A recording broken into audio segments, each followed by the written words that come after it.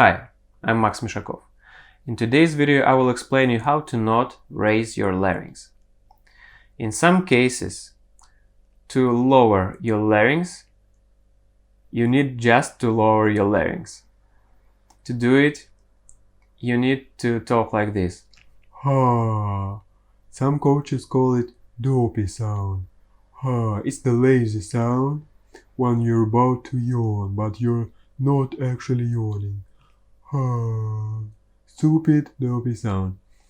Another approach is to speak in your angry voice.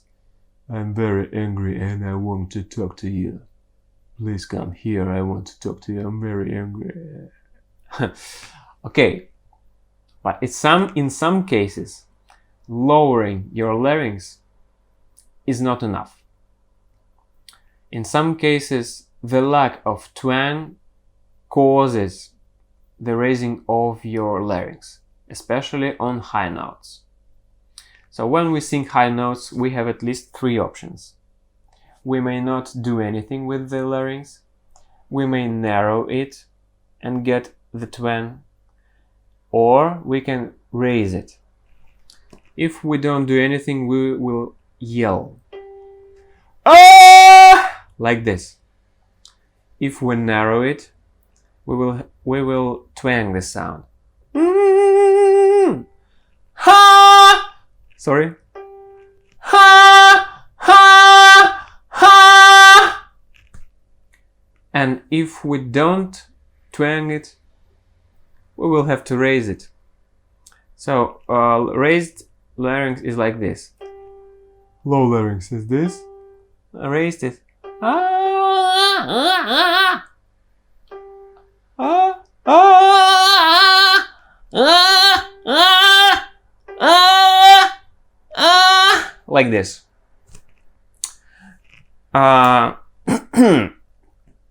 Raising and narrowing your larynx, these are very similar things. Both of them are high frequent, both of them prevent you from yelling, and both of them give you loudness with less effort.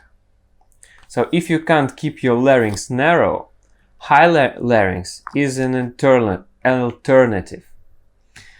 And the problem is we confuse those two positions when singing, narrowing and raising.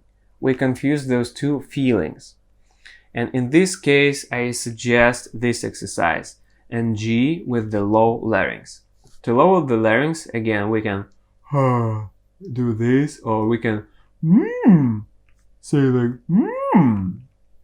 taste something, like or just lower it like and add the NG exercise. So let's do that.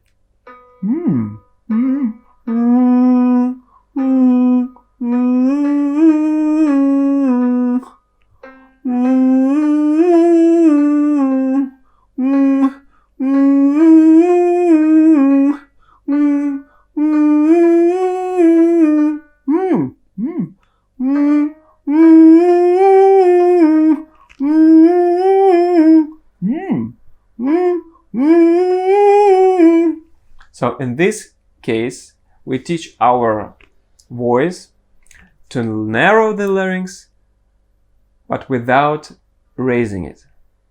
Thank you for watching. Write your questions.